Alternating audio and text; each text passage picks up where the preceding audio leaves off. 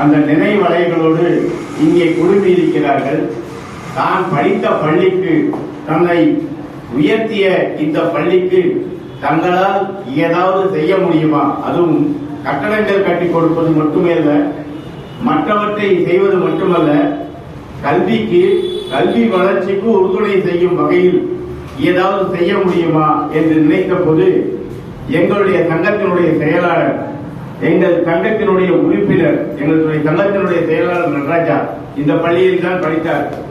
அதேபோல் எங்கள் சங்கத்தினுடைய உறுப்பினர் பாஸ்கர், அவர் எழுந்திருந்தாதான் தெரியவார் உங்களுக்கு, எழுந்திருங்க. அவர் எங்கள் சங்கத்தினுடைய உறுப்பினர்.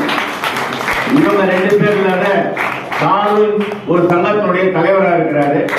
இதே மாதிரி சோழ சங்கத்தினுடைய தலைவராக இருக்காரு. இந்த பள்ளியினுடைய மாணவர்.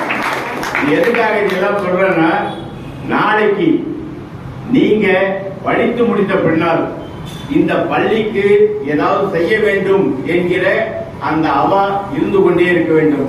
சமீப காலங்களில் ஒரு 2-3 படம் எல்லாம் பார்த்திருப்பீங்க. அந்த படத்தில் எல்லாம் அந்த பள்ளியில் படித்த ஒரு கலெக்டர் அந்த பள்ளிக்கு சேவை செய்யணும்னு காம்பவுண்ட் கட்டுறது, பழைய மாணவர்களை அழைத்து வந்து செய்யணும்னு நினைக்கிறாங்க இல்லையா? அந்த மாதிரி ஒரு அவாவில் தான் எங்களுடைய சங்கத்தை சேர்ந்தவர்கள் எங்களுடைய பள்ளிக்கு செய்ய வேண்டும் என்று சொன்ன விருப்பத்தின் பேரில் நாங்கள் அனைவரும் இங்கே வந்திருக்கிறோம். நாங்கள் மட்டுமல்ல, உங்கள் பள்ளியில் படித்த அத்தனை பேர், இவ்வளவு பேர் இங்கே வந்திருக்கிறார்கள் என்பதே மிக பெருமைக்குரிய விஷயம்.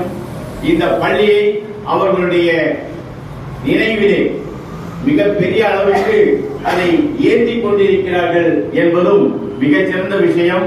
அவர்களுக்கெல்லாம் உங்கள் சார்பாக, உங்களில் ஒருவனாக, உங்களை போன்ற மாணவனாக நான் அவர்களுக்கெல்லாம் என்னுடைய நன்றியையும் வணக்கத்தையும் தெரிவித்துக் கொள்கிறேன்.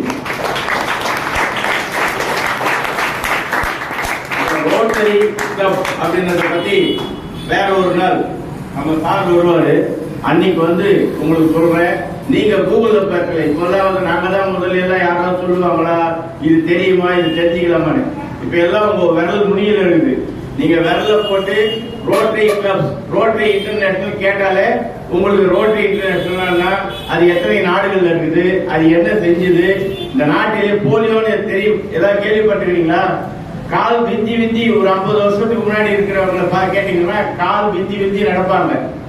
இப்ப யாருமே கால் விந்தி நடப்பதில்லை.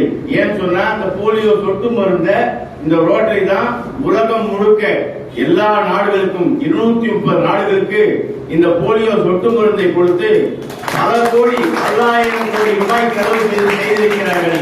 அது ஒரு சாதனை. அது போன்ற நிகழ்வுகள் தான் நடந்து கொண்டிருக்கிறது. அங்க வந்து நான் அட்வொகேட்டு, அவங்க அட்வொகேட்டு, அவங்க பேங்க்ல வேலை செய்யறவங்க, அவங்க ஒரு கார்பரேட் கம்பெனியில் இருந்தவங்க, சார் வந்து இன்சூரன்ஸ்ல இருக்காரு, சார் வந்து ஒரு தொழிலதிபர். அது மாதிரி ஒவ்வொருத்தருமே, அது அந்த கடைசியில் இருக்கிற வாத்தியார், என்ஜினியரிங் ஸ்டூடெண்ட்ஸுக்கெல்லாம் படிப்பு சொல்லிக் கொடுக்கிற வாத்தியார்.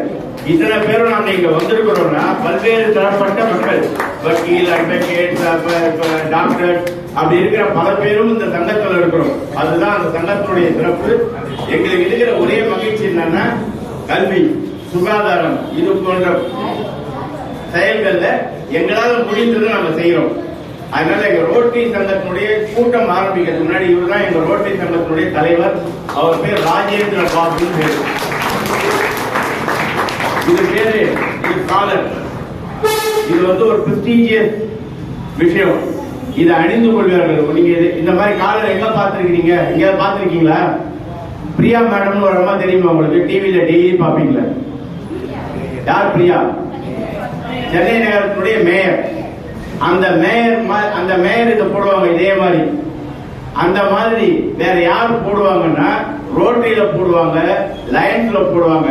அந்த அளவுக்கு உன்னதமான ஒண்ணு. இது பேர் காலர்னு பேரு. நாங்க வந்து அட்வொகேட்டா இருக்கிறவங்க காலர் போடுவோம். பாத்திருக்கீங்களா? அட்வொகேட் இதெல்லாம் பாத்திருக்கீங்களா?